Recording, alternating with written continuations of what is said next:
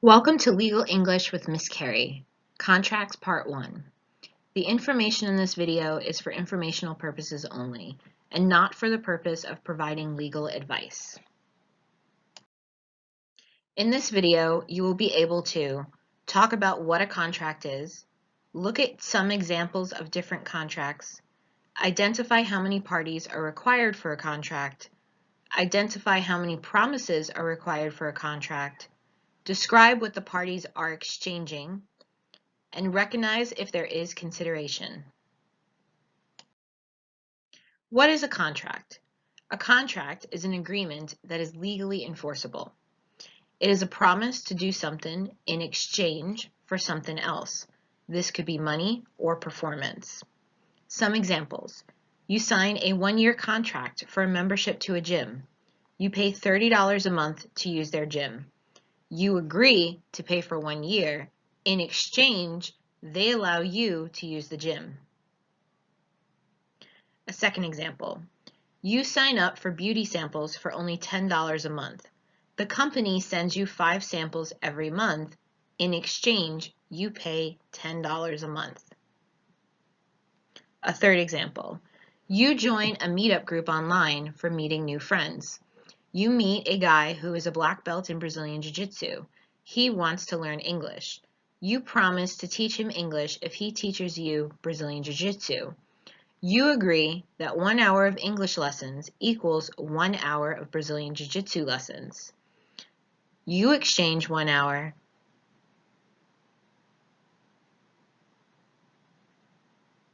when he also exchanges an hour of lessons for you.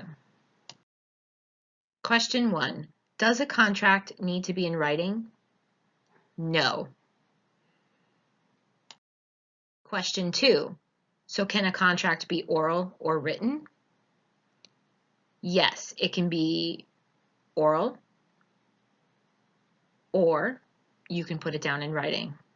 You can create a contract orally without putting anything down in writing. However, most people like to put it in writing. Question 3.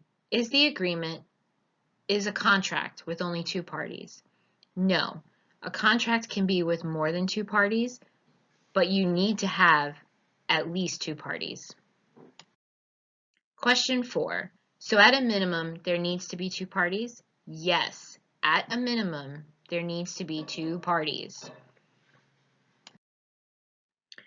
Question 5.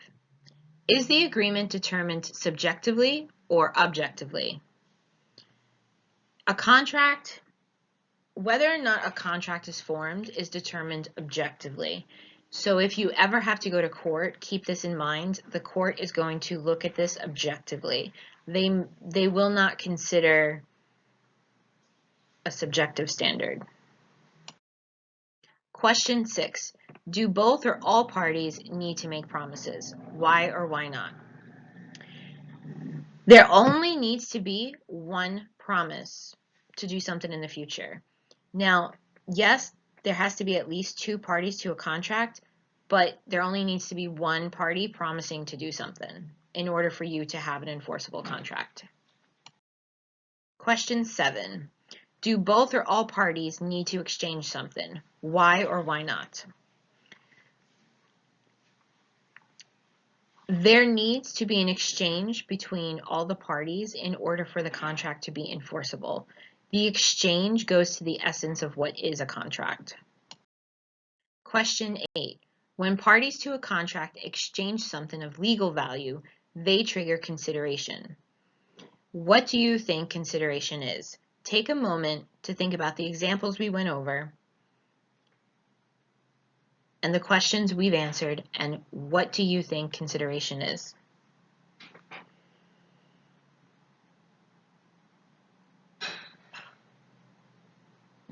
Consideration can be found in 2 situations. One is something that very commonly happens. It's called a quid pro quo. You do for me, I do for you. Most people will form that type of contract where they will say to you, I'm only doing this for you if you do this for me. That is called quid pro quo. Then there's the other type of situation where one person enjoys a benefit while the other suffers a detriment. In these two situations, consideration is triggered, and that is what makes a contract enforceable. True or false? Take a few moments to answer the true and false questions on this slide. Feel free to pause the video.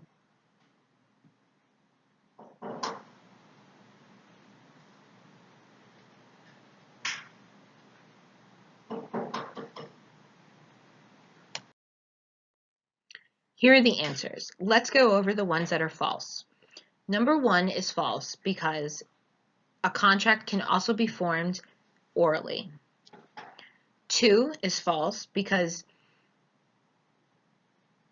you need to have at least 2 parties to form a contract.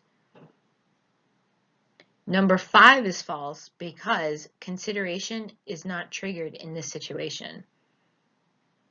In order to have a contract, you need consideration, and consideration can be found when one party enjoys a benefit and the other suffers a detriment, or when one party enjoys a benefit, such as you doing something for them, but then they have to do something for you.